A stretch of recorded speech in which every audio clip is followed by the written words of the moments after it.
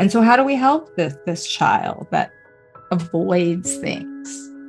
One of the ways, and this happened to be about cleaning up after themselves because they're mature now. This is a 12-year-old that we're talking about.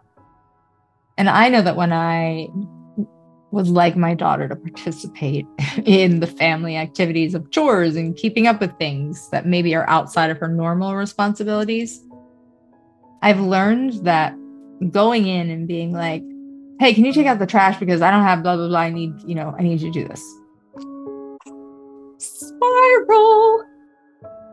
Right down the drain. The thinking goes right down to like survival brain kind of thing. And she's about to be 17 next week, so it's a little different now, but just all through those early years, especially. I'm in the middle of something.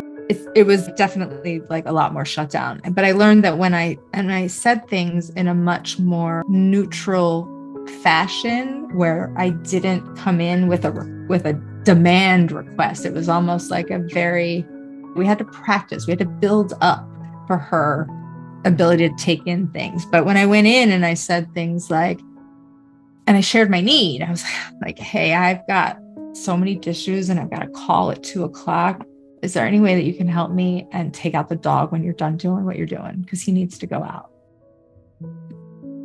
I'd get such a different response. And what was it? It was probably some of the urgency in my voice. If I come in like, hey, I need you to take out the dog because I'm stressed out with everything that I got going on over here.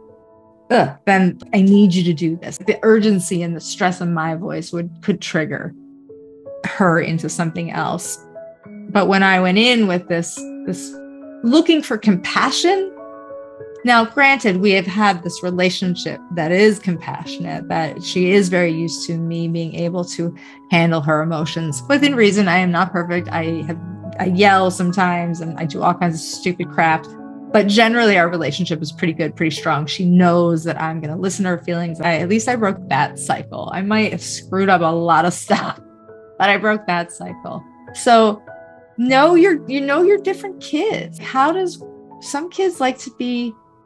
It's like everybody has a way that they like to be interacted with. And if we can get to know our kids in that respect, I think that sometimes it makes it a little bit easier. But there are no easy answers. Yes, there are kids that struggle with executive function and struggle with so much anxiety that the minute you ask them to do something, it becomes super stressful. So what can we take off that kid's plate? Are there places that we can remove things from that kid's plate so that we can help them take on more that is important? Are there little things that we can take off of their load?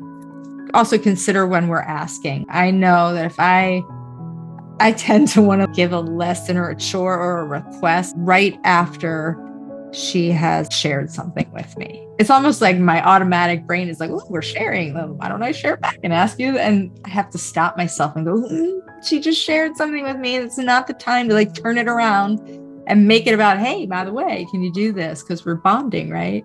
So I've definitely learned to know when is the right time for sure.